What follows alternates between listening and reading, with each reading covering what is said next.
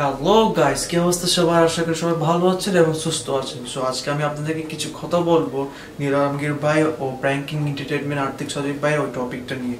আপনারা ভিডিওটা দেখবেন এবং আপনারা নিজেই যাচাই করবেন যে কে সত্যি বলেছিল এবং কে মিথ্যা।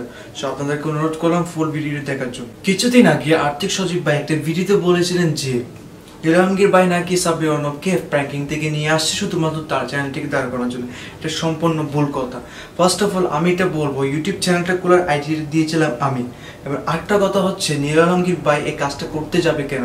উনি তো খুব জনপ্রিয় একজন অ্যাক্টর মিডিয়াতে। সো তার কাছে কি অ্যাক্টর অ্যাক্ট্রেসের অভাব পড়ছে?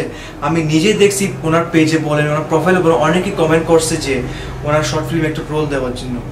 সো আপনারাই বলুন, নীল আলমগীর ভাই কি এই কাজটা করতে পারে? বরং সাব্বির অর্ণবকে প্যাকিং থেকে ওই ফ্রিডমটা দেয় নাই বাইরে কাজ করার জন্য।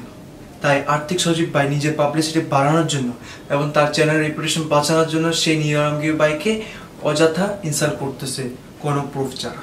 আমি যতটুকু জানি নীল আলমগীর ভাই কারো ক্ষতি করতে পারে না, কারণ সে নিজে সাব্বির অর্ণবকে নিয়ে ইউটিউব লাইভে এসে বলে যে আমি একজন প্র্যাঙ্কিং এর সাবস্ক্রাইবার এবং আমি অনেক বড় ফ্যান। সো কেন সে প্র্যাঙ্কিং টিমটাকে ভাঙতে চাবে? সাব্বির এখনো বলে যে আমাকে যদি প্র্যাঙ্কিং চান্স দেয় আমি অবশ্যই কাজ করব। সো আপনারা সবাই আর্থিক ভাইয়ের কথা শুনে এবং তার স্ট্যাটাস দেখে বিশ্বাস করে ফেলছেন কোনো প্রুফ চান। আর্থিক ভাইয়ের কাছে আমার দুইটি প্রশ্ন। প্রথম প্রশ্ন হচ্ছে, সাব্বির অর্ণব নীল আলমগীর ভাইয়ের সাথে কাজ করার আগে আর দুইটি শর্ট ফিল্ম করেছেন। একটি করেছেন হাইদ মাহমুদ ভাইয়ের সাথে এবং আরেকটি করেছেন বাপ্পি খানের সাথে। তখন তো আপনি তাদের বেলায় কিছু বলেন না, এখন কেন নীল আলমগীর ভাইয়ের বেলায় আপনি বলতেছেন? দ্বিতীয় প্রশ্ন আপনার কাছে, আপনি যেহেতু আপনার মুখে বলেছেন যে সাব্বির অনেক বড় বড় কাজ করো, এখন যেহেতু সে বড় বড় কাজ করতেছে, এখন আপনার প্রবলেমটা। সো গাইস, এটুকুই ছিল। এখন আপনারাই বলুন কে সত্যি বললো আর কে মিথ্যা।